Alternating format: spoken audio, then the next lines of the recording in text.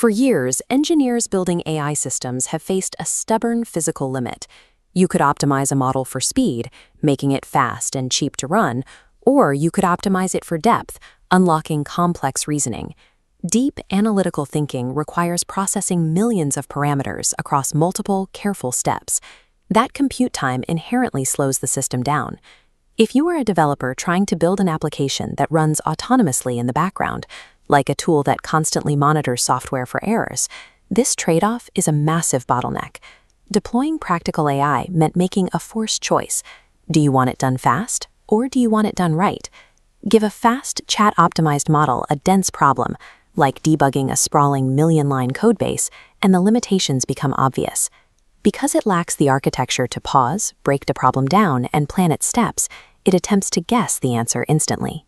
The result is usually a hallucination or a complete collapse in logic. Google's answer to this problem arrived just 3 weeks after its predecessor. It is called Gemini 3.7 Flash. It addresses the bottleneck by taking a lightweight, highly efficient architecture and attaching a scalable reasoning dial directly to the API. Instead of relying on a static compute budget locked in at training, developers now have real-time control over how hard the model thinks. They control this through thinking level, offering low, medium, and high settings. Selecting high branches the prompt into a multi-step sequence. The model exercises discipline, planning, testing hypotheses, searching data, and running an error correction loop before returning a single word. Dialing up the reasoning setting turns a standard text predictor into a deliberate, self-correcting planner. This scatter plot shows the AI Pareto frontier, plotting raw intelligence against completion time. Historically, massive models clustered top right, smart but slow. Older Flash models sat bottom left, fast but limited. Operating at 340 tokens per second, Gemini 3.7 Flash lands directly in the top left quadrant. The real breakthrough lies in maintaining this frontier-level intelligence while keeping the model's speed strictly optimized for production software. To prove this speed doesn't degrade output quality, we have to look at how it performs on actual software engineering metrics.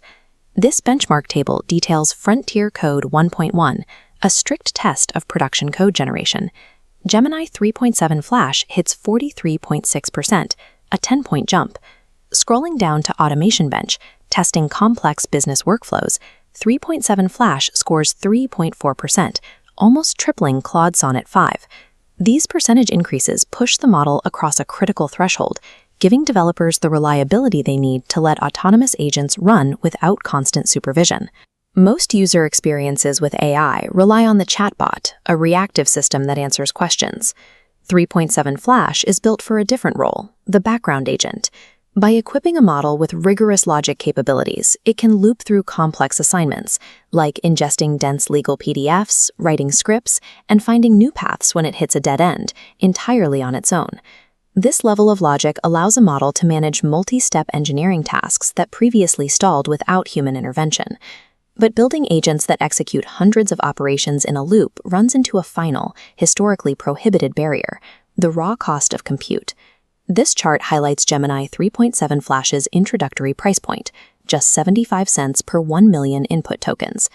Because autonomous workflows consume thousands of tokens just to think through their tasks, dropping the cost of inference is what makes enterprise-scale deployment actually viable.